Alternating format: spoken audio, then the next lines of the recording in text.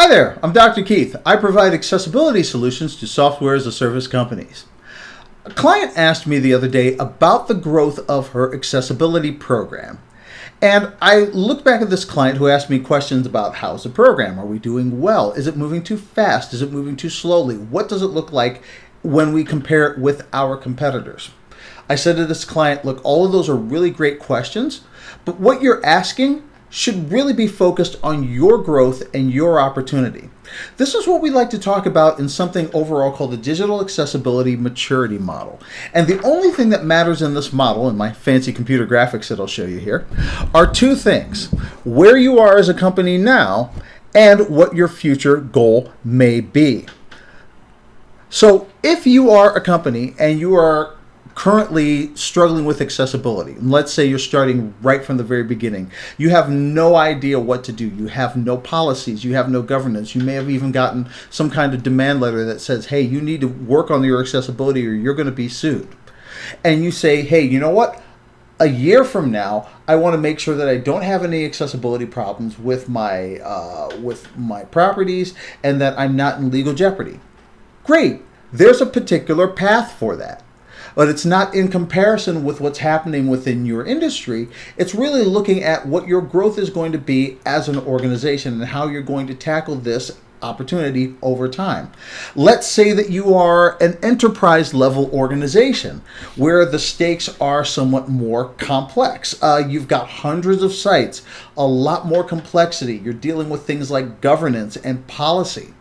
And you're somewhere in the process, you may have started an accessibility program, but you're not quite to the level of being completely accessible. And you say maybe a few years from now, we'd like to be much further down the path and have everything perceivable, operable, understandable for our different users.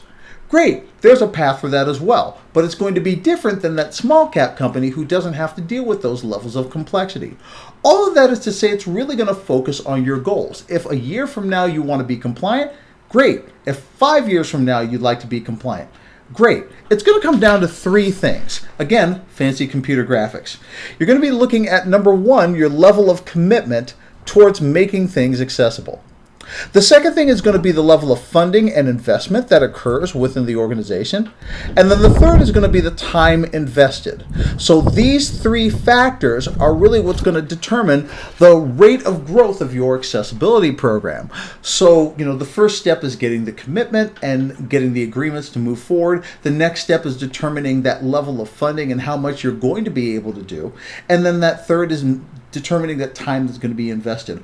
All of that really comes back, all of those are factors in developing your program and moving forward, which again are dependent on the two things, which is where you are now versus where you want to be.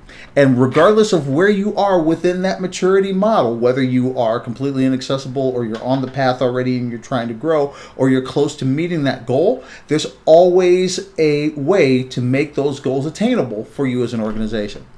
Okay, so that's what I've got for you today. Like what you hear, leave a comment down below, or in fact, I'd love to hear what your thoughts are. Just drop a comment. Let's have this dialogue and continue this conversation.